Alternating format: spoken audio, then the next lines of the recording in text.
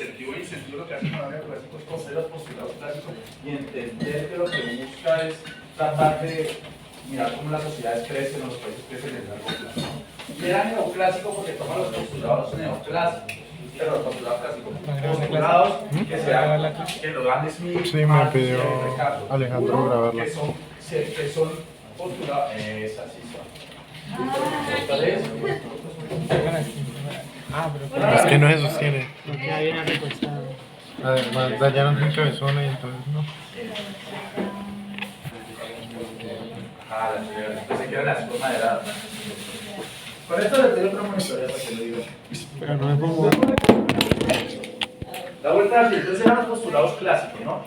Entonces, postulados clásicos que parten de Adam Smith, de Ricardo Malthus, que establece uno, que existe división del trabajo. Entonces hay una división del trabajo, es decir, la división del trabajo nos genera productividad, esa es la parte homogénea de grado cero. Dos, ¿sí? Que en su función de producción cumple los postulados clásicos, es decir, que hay rendimientos decrecientes, crecientes, entonces vamos a un crecimiento constante a escala, ¿sí? Pase de llave. Por ahí dejo la gorra, se la trae, ¿sí, Nicolás? Ah, esto se lo tengo. Para lo único que sirve, cuando lo quiere. No, para esta la voy a rifar. No, esta la voy a rifar.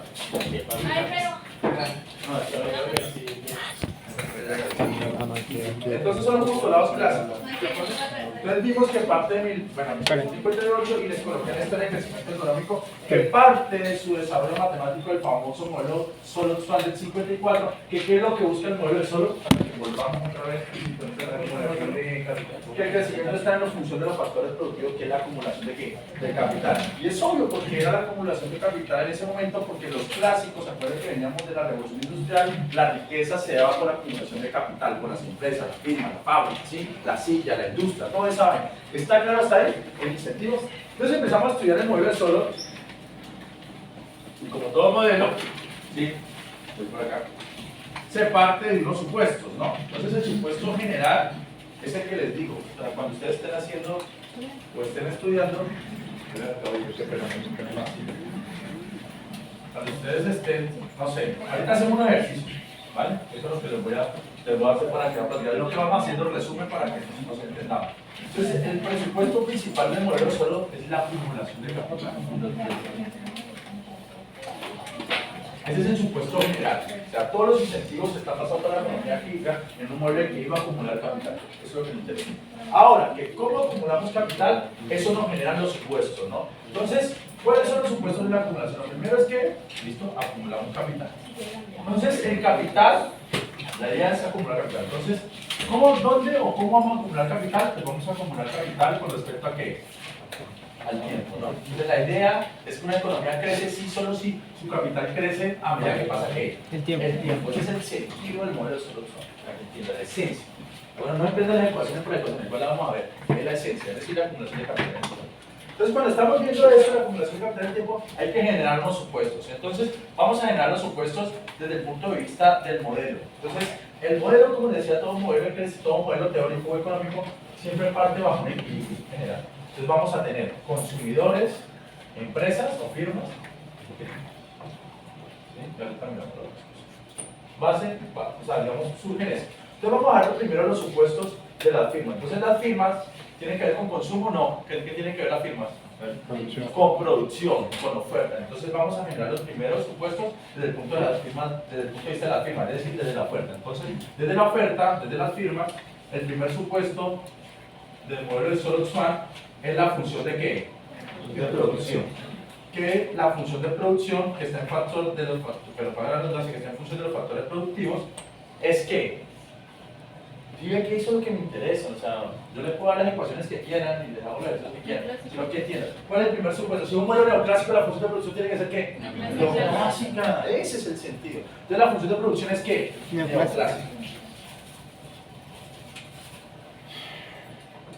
Vamos a hacer todos los supuestos de la firma y todos los supuestos del consumo. La función de producción es neoclásica. Ahora la mamá de triunfar. Neoclásica. Entonces, ¿cuáles son las funciones de producción neoclásica? Entonces, tiene rendimientos constantes a qué? A escala. Rendimientos crecientes y qué? Decrecientes. Necesitamos factores productivos para qué? Para producir. Y el último, Y nada. las condiciones de qué? Y nada. De nada. Que en el límite las productividades marginales o tienen a cero o tienen a qué? A infinito. Eso lo tienen claro. Este es el primer supuesto. Te lo voy a colocar 1. ¿Listo? Una función que cumple eso, se los expliqué en la monitoría anterior, es la función de qué? De contúplas, ¿no? Donde ahora vamos a hablar un poco de función en el tiempo, donde el tema de unos infinito.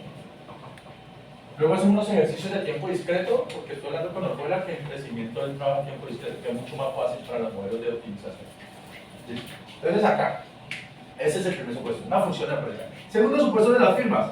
¿Qué tienen que ver las firmas con respecto a la acumulación de capital? Pues el supuesto de las firmas es que ellas, ¿qué? Acumulan capital, ¿no? Les acumulan capital, ¿no? Las firmas son las que acumulan capital, no los consumidores. Entonces, en ese sentido, vamos a hablar que las firmas acumulan capital. Entonces, voy a colocar este K punto. ¿Qué quiere decir este K punto? Derivada Este respecto cambio al de tiempo. capital con respecto a qué? El tiempo. Al tiempo, es lo mismo. Entonces, lo que estoy diciendo es que las firmas van a aumentar su capital en el tiempo a través de, o el capital del tiempo se incrementa por dos maneras. Uno, por la inversión, ¿sí o no? Es decir, entre más invertimos vamos a comprar más capital, más maquinitas, ¿no? ¿Sí? Inversión. Y el otro que es, menos la que, menos la depreciación total, ¿no? Muy bien. O sea, compramos maquinitas, pero esa maquinita se deprecia, ¿no? En la cual, esa depreciación se vive una tasa constante de K, que es un supuesto obviamente pues, fuerte, ¿no? Es decir, que todas las máquinas se deprecian a la misma tasa, que con una delta mayor a cero, que no necesariamente es lo mismo, porque los computadores se deprecian de una manera, los carros de otra, pero estamos suponiendo que es una tasa la que termina la depreciación. ¿Está claro hasta ahí? ¿Y cómo vamos a llegar a las cosas? ¿No? Entonces tenemos los dos supuestos de la firma.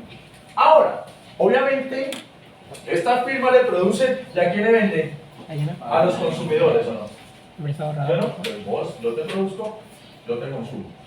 ¿Sí o no? ¿De acuerdo? Ahí está bien. Entonces faltan los supuestos de este señor, de los consumidores. Ahora voy a los consumidores. ¿Sí ven cómo se interactúa un modelo? Por eso es que es muy importante, yo les deseo a ustedes aprender micro, porque en micro todos los modelos macroeconómicos se basan en equilibrio, o sea, todo es equilibrado, ¿no? Que no existe. Entonces van los consumidores. Entonces tengo el consumidor por acá, ¿no? Vamos a ponerlo acá. Oferta, listo, voy con un consumidor. Pues fíjense que estoy por el lado de la oferta, voy por el lado de la demanda. Entonces, el primer supuesto de los consumidores.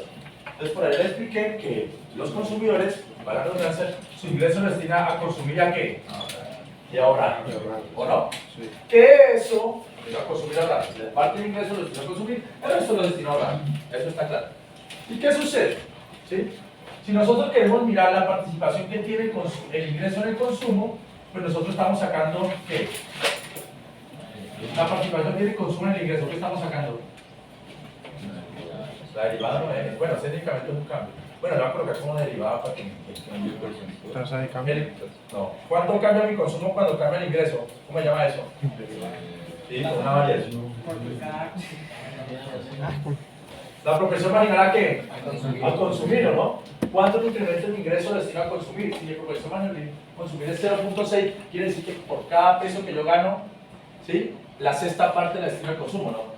Y el resto la destino a qué? Al ahorro. Entonces podemos, digamos, interpretar o podemos resolver esto como o en función de la proporción marginal a qué? A consumir. Donde C es la proporción marginal a consumir y S es la proporción marginal a qué? A ahorrar, es decir, la famosa tasa de qué? De ahorro, ¿no? ¿Está claro? Está. ¿Por qué es importante tener esto claro? Porque es a través de la proporción marginal a consumir y a través de la proporción marginal a ahorrar la que me determina el crecimiento del... del chino. Igual como el verde, como estos de la Atlético Nacional. Todo lo que sea verde es para ellos. Solo Me vuelvo azul, no Chelsea ni Ares. Bueno. Chelsea que va a descender. ¿Cómo? Que va a descender. ¿Ya decidió? Está 9 puntos y. ¿Ya decidió? Está muy bien. Está 9 y está 12, no decide nunca. Y además porque tienen que enfrentar el Nottingham Forest con el Bournemouth y el Nottingham Forest tiene que enfrentarse al Arsenal. Y todos pierden. O sea, sí les duele en el alma. Y contra el Arsenal. Ya, Y contra el las United. son en América de Cali. River Plate. River Plate. Listo. Sigo entonces. Proporción marginal a consumir más la proporción marginal a ahorrar, que es nuestra tasa de ahorro. ¿Por qué es importante eso? Porque podemos estimar nuestro consumo en términos de proporción. Entonces decimos que el consumo, que es el agregado, es igual a la proporción marginal a consumir por el ingreso. Y es sencillo, si yo tengo un ingreso de 1000 y mi proporción marginal a consumir es 0,6, ¿cuánto estoy consumiendo agregadamente? 600.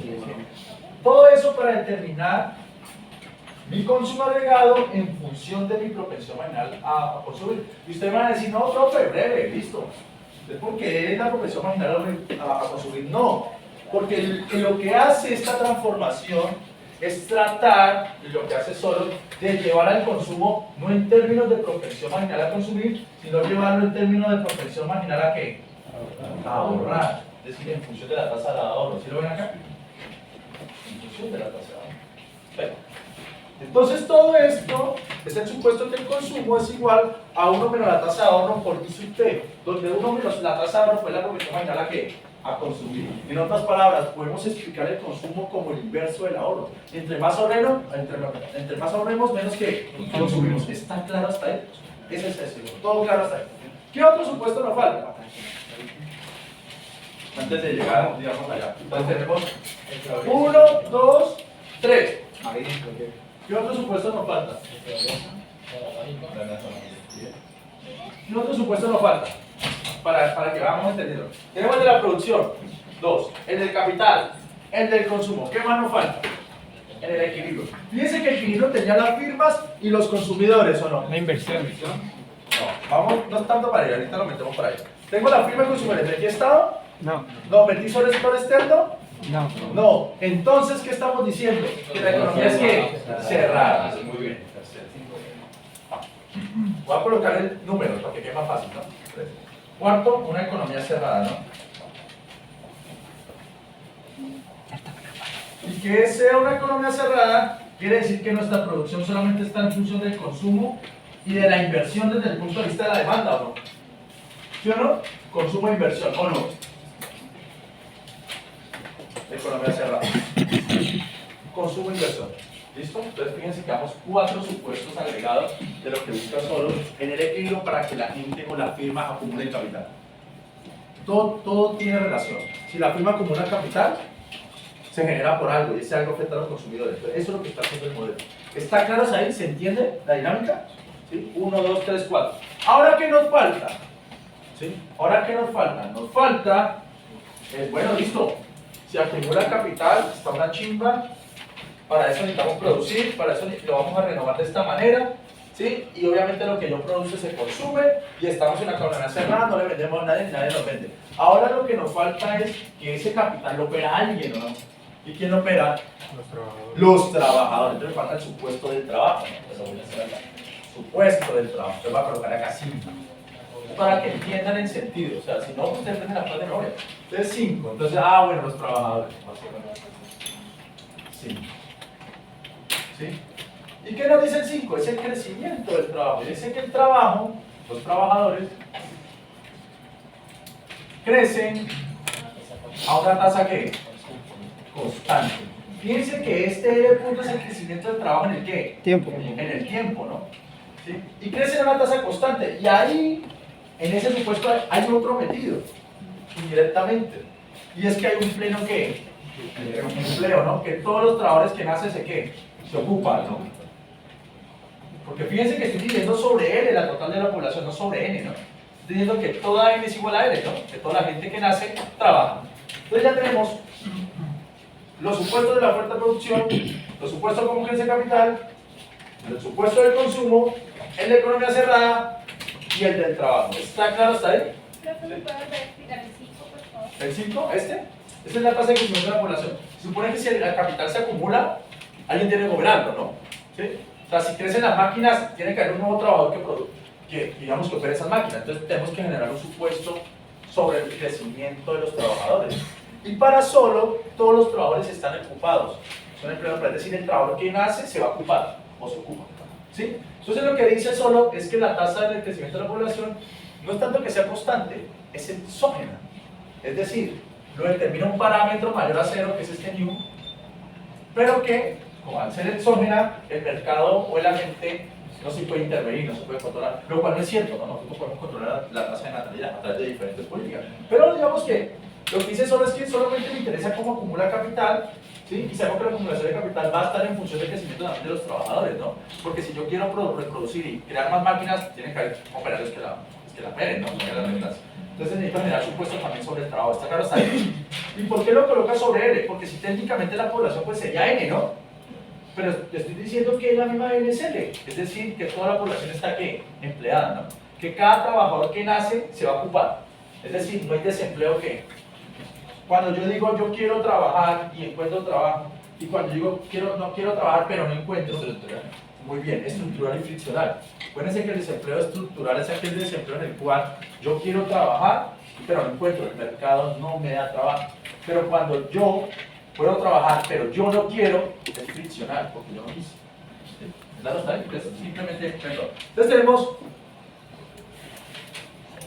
6 supuestos. ¿Está claro hasta ahí? ¿Vamos bien? No hay duda, ¿no? Digamos que ahí vamos bien. Ahora, ¿qué es lo que sucede? Vamos a unir esta vaina y vamos a mirar ahora con esos 6 supuestos cómo crece el capital por trabajador el capital digamos la acumulación de capital. Voy a borrar acá, y ya les doy una parte que nos toca. ¿Listo? Entonces, ¿con cuál vamos a trabajar? De todos esos supuestos, todos se conjugan, todos se relacionan en uno solo que es la estructura, que es este, ¿no? Que es la acumulación de capital en el ¿qué? En el tiempo. Este es el que nos interesa, ¿no? Ese supuesto es el que nos va a llevar a la famosa ecuación que decía también en la clase anterior, la famosa ecuación de ¿qué? De Solon-Swan, ¿no? Ese es el que nos lleva a esa ecuación. Porque esa ecuaón es la que determina cómo crece el capital en el tiempo. ¿Está claro hasta ahí? Bien, entonces, ¿cómo lo vamos a llevar? Lo vamos a llevar de la siguiente manera. Se supone, fíjense, que en una economía cerrada, ¿sí? Una economía cerrada, el ahorro es igual a la ¿qué? A la inversión, ¿no? ¿Sí o no? En una economía cerrada, ¿no? La oferta agregada es igual a la demanda agregada, acuérdense que la oferta agregada es igual a ingreso más ahorro, valras, y la otra es ingreso más inversión. Por lo tanto, esta inversión se nos va a convertir en ¿qué? En ahorro. ¿O no? Niéguenme. Esta S se vuelve ni. Y usted me dice, profe, ¿y dónde viene eso de esa S que se vuelve ni? Claro, acuérdense que estamos en una economía cerrada, y en una economía cerrada, si estamos en equilibrio, la oferta es igual a la ¿qué? A la demanda. ¿Cuál sería la oferta? Lo que se produce, ¿no?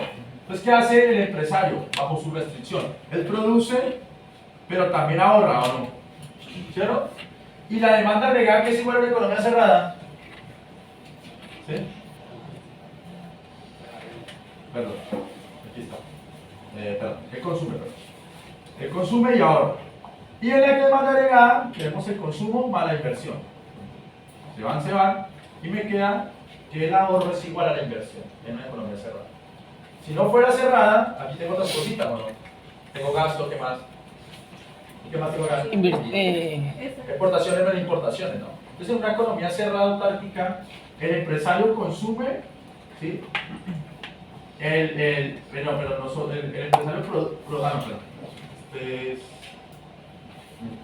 Gasto. desde la oferta, no, ingreso menos, no. Es que lo estoy viendo desde el consumo y desde el ahorro. No, sí, es consumo. Otro lado. Entonces, ahorro igual a inversión. Entonces, esto se convierte en inversión. El empresario produce lo que produce y sus ganancias, descontando sus consumos intermedios, él lo ahorra. Este consumo intermedio es lo que el empresario demanda. Es decir, el empresario es consumidor de trabajo. Yo demando trabajo, ¿no? El empresario es consumidor de insumos. Necesito hacer una empanada, entonces necesito que demandar que carne, no sé, maíz, que... Estos son todos los consumos intermedios. Entonces, como por equilibrio, este consumo es igual a este, porque el señor que le vende la empanada acá, a este como consumo, él la produjo de acá, él también le vende a este. Yo consumo lo de él consume lo mío. Todo es igual en equilibrio y lo que me queda es que el ahorro es igual a la inversión. Por eso es que esta I se vuelve S. Entonces la única forma de poder crecer técnicamente es a través de ¿qué? Del ahorro. Y la pregunta es ¿por qué? Porque es un modelo que clásico, que respeta los principios clásicos. Y en los principios clásicos y neoclásicos hay un principio del señor Adam Smith, que lo trabajaba al rato, que dice que para que sea rico la gente no tiene que gastar más que lo que tiene. Entonces la única forma de ser rico es que ahorrando. Por eso es que el ahorro explica la inversión. ¿Está claro hasta ahí? ¿Se entienden los postulados?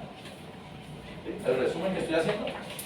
¿Está claro o no está claro? Porque si no lo vuelvo, porque si no vuelvo a tocar nuevo tema y falla. ¿Está claro o no está claro? Bueno, ¿seguro? A ver, yo confío en ustedes. Ok. Ahí estamos bien. Entonces, ahí están todos los supuestos, están todas las... Pero nos falta un pasito adicional. Y es que todo lo que estamos viendo ahí de manera que agregada, ¿no? Y el crecimiento agregado realmente es lo que determina la riqueza de un país.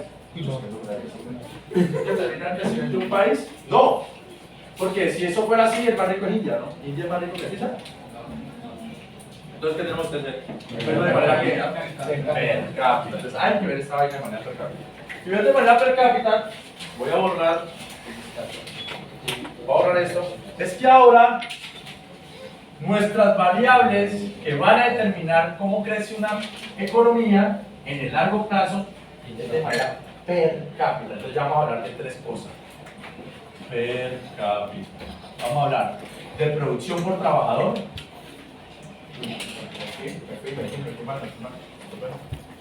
De producción por trabajador. ¿Y de qué vamos a hablar? ¿Y de capital por qué? Yo me acuerdo que lo ven en micro. ¿Y qué es la producción por trabajador? La producción per cápita. Escoge la producción por el número de trabajadores, ¿o no? Entonces, ¿cuánto produce un trabajador? ¿Sí? Es un trabajador, esta ISO usted se puede leer como, por ejemplo, si esta ISO usted, y eso es lo que quiero que sea contraintuitivo. Si esta, así aprendo, no sé, esa es la escuela italiana, yo aprendí hace mucho en la maestría. O sea, mi amigo era muy contraintuitivo, no era llenando de fórmulas, también mucho matemática, pero no era contraintuitivo. Si esto es 5, ¿qué quiere decir? Que un trabajador produce ¿qué? 5 unidades, ¿no? ¿O no? ¿Sí o no? Que un trabajador produce 5, porque eso es como decir 5 dividido 1, ¿no? ¿Sí o no? Entonces un trabajador produce 5, ¿no? Si esto fuera un medio, Dos trabajadores producen. dos trabajadores producen una unidad. Es decir, un trabajador produce media unidad. ¿Sí lo ven? Déficit. Es una relación, una razón de producción-trabajo. ¿Está claro hasta ahí? Y lo mismo es con el capital por trabajador, ¿no? ¿Y qué es el capital por trabajador? Es cuánta máquina le corresponde a cada trabajador, ¿no? Es así sencillo. Imagínense ustedes que las máquinas fueran estos computadores. ¿Sí? En este momento, ¿cuál es la relación capital por estudiante? ¿Cuántos computadores hay? Cuéntenlo ahora en el ejercicio. Y díganos sobre el número de ustedes. ¿Hay más capital que trabajadores? No. Hay menos, ¿no? Esa es la relación. Eso es lo que tiene que entender con lo que es el contradictivo. Entonces, listo. Ahora todo es capital por trabajador o todo está en función de lo que es per cápita. Si es así, cambia todo esto, ¿no? Porque todo esto que era agregado ahora no lo vamos a ver de manera agregada, sino de manera que per cápita. ¿Qué es lo primero que cambia? La función de producción. ¿La función de qué? De producción, ¿no? Una función de producción que va a cambiar porque está en función de capital de trabajo, ¿sí? Y va a cambiar, vamos a mirar en términos per cápita. ¿Pero por qué va a cambiar? ¿Qué lo motiva a que cambie? Ay, porque sí, esa función sí. Finalmente solo está en función de capital y capital per cápita no está bien. Sí, sí, está bien, Charro, pero ¿por qué? Matemáticamente, ¿por qué? Tiene que cumplir. Porque si la per cápita es por la población, entonces pues la gente se va a meter a solo No. Porque es homogénea de grado que 1 o 0. 1. 1, ¿no? Tiene rendimientos constantes que A escala. a escala. Si yo multiplico los factores productivos en lambda, mi producción aumenta en lambda, ¿no? Entonces esa homogeneidad de grado 1 al ser neoclásica hace que la podamos reconvertir en términos per cápita, ¿se entiende? Si no hubiera esa propiedad, seguramente no la podemos colocar en términos per cápita o cambia los usos del capital. Entonces, por ser homogeneidad de grado 0, yo les dije que esto era igual a esto, ¿no? Bueno, ahí le coloco ahí me faltó la tecnología, ¿no? Entonces me queda L sobre L y A, ¿sí o no? ¿No? Entonces ahora, esta va a estar en función, fíjense que está en función de capital por trabajador, pero va a ser chiquito, 1 y A, ¿no? Entonces, toda nuestra producción por trabajador va a estar en términos de capital, ¿por qué? Por trabajador, ¿no? Eso es lo primero. O sea, lo que siguen es establecer el supuesto del equilibrio y las condiciones de firma consumidores, cómo influye, y luego sí llevarlo a términos per cápita, ¿no? Entonces ya estamos hablando de producción por trabajador en términos per cápita, ¿o no? ¿Cómo queda entonces nuestra función con Douglas? Pues ya le decimos, no lo voy a volver a hacer, pero nos da esto, K, A por K por trabajador a la alfa, ¿sí o no? ¿Recuerdan que hice la demostración en la clase anterior? Sí. Para los que no estuvieron, ¿quién no estuvo en la clase anterior? ¿Todos estuvieron? O sea, todos tienen los apuntes. Entonces hagamos la vuelta. Entonces rápido, mire, queda así. A por K sub T a la alfa por LT al 1 menos alfa sobre LT. Entonces existe de dos formas. Puedo utilizar la homogeneidad de grado 1 o utilizar la operación matemática. Entonces fíjense que este divide sobre este. Entonces me quedaría A K sub T a la alfa. ¿Qué sucede? Como tengo la misma base, ¿qué sucede con su exponente? Se restan. 1 menos alfa menos 1, ¿no? Entonces me cae LT a la menos ¿qué? Alfa, ¿no? Sí. Este pasa abajo por el recíproco, me queda A por KT a la alfa por LT a la alfa, que me queda A por K sub T por LT, señora.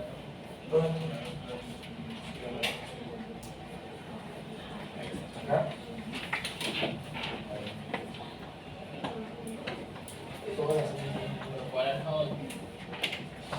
¿Dónde la pareja?